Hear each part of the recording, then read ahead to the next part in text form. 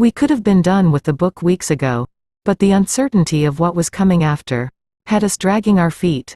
I turned the stove off and plated the grilled cheese I had made for lunch. After pouring myself a cup of water, I sat down at the table. The side door slid open, and my mom walked in. She was talking to someone behind her. I would love to have you guys over. I feel like we always eat at your place. It's really no problem. I love hosting. Still, Mom looked a bit surprised to see me at the table. Hey love. I gave a nod and a small wave to Mrs. Hinata as I finished chewing the bite I had just taken. I sat at my desk with my composition book open in front of me. I was reading what I had written so far. I turned to my computer and opened the Documents folder. Opening the most recent save, I read the outline of my latest idea. Intro into the Omegaverse. Definition. Gender characteristics. Reproductive systems. Sense of smell. Organic blood markers and scent. Pheromones. Triggers. Procreation. Marking. Conclusion. I had written a rough draft with the basic information on the subject from the research I had done. Scrolling down, I read the first 2 chapters. Looking down at my composition book, I was ready to start transcribing it when there was a knock at my bedroom door. I'm busy. Natsu. Not Natsu. The doorknob twisted. Hi. Hey, should I come back? No. Come in. He stepped back, opening the door wider. What are you working on? It's nothing. He saved and closed the document. If I'm disturbing you, you're not. I raised an eyebrow at him but didn't say anything. I thought we were meeting up later. Is everything okay? Yeah. Our moms are at my place. I figured I'd give them some space. He nodded. Can I come in? Yeah. I'm ordering food. Do you want anything? No. I'm good. Okay? I just ate. But thanks. Okay. She looked at his desk and nodded towards it. He followed her gaze and closed the book. She looked like she was going to say something but changed her mind and closed the door.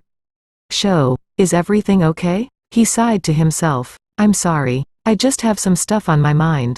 I stood and reached for his hand. Let's go. He smiled and got up. We had walked a couple blocks before I spoke.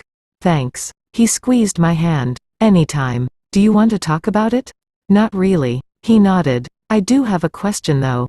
Go for it. Do I feel? What? He stopped walking and faced me. Do you feel nervous about finishing the book? Like once it's over? Yes. He looked down at his feet. I like you. He looked up at me, reading my face. My mind had gone blank. He started walking back towards home. I do too. He kept walking. I rushed to catch up with him. He was mumbling to himself. I knew I shouldn't have said anything. I grabbed his hand. You didn't hear me, did you? I smiled and pulled him towards me. My heart thumped in my chest as I kissed him. Every thought that had been racing through my mind disappeared. Does this mean, yes, I like you too? I smiled and wrapped my arms around his waist. A car beeped as it passed us. He chuckled. Let's head back. Okay. I took his hand in mine. Do you feel better? Definitely. When we got back to my room, I clicked the lock on the door. Is something inappropriate about to happen? I smiled, thinking back to the first time I came to his room. He smiled back, catching on. Only if you want it to. I do. I was surprised at myself. Leading him to the bed, I reminded myself to take things slow. I could tell by that kiss from earlier that he was still nervous about being physical. Even though he said he wanted this, I didn't want to ruin it by moving too fast and making him uncomfortable. Once we were sitting on the bed, I leaned in and waited to see if he was sure. I didn't have to wait long. Our lips met with the softest kiss. When he didn't pull away, I deepened the kiss a little. I hadn't realized that we had laid back on the bed till there was a knock at the door. Slowly pulled away. Shit, he whispered. I chuckled, thinking how this was the first time I'd ever heard him curse. We both sat up. He blew out an exasperated breath. Okay, hold on. I tried to slow my breathing. He opened the door. Mom wants to know if you guys want to come with us to get ice cream. No, I figured. Just a heads up. You might want to fix your hair next time you open the door. She whispered something I couldn't hear. Noted. Have fun. He closed the door and came back over. He checked his phone. What's wrong? Natsu says my mom made a comment about how long we've been up here.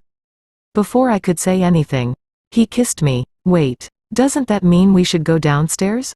We still have time. He kissed me again. How much time? I told Natsu to text me when they're on their way back. It was another 20 minutes before my phone buzzed. We reluctantly made our way to the back porch. I had brought a deck of cards with us and was shuffling them when the front door clicked shut. "Show?" Mom called up the stairs. I stepped inside the door. "We're out here." She came around the corner. "Tell Kay his mom wants him to come home." I nodded and looked behind me. Kay came to the door and waved to Mom. She smiled and waved back. "I'll call you later." He headed towards the gate.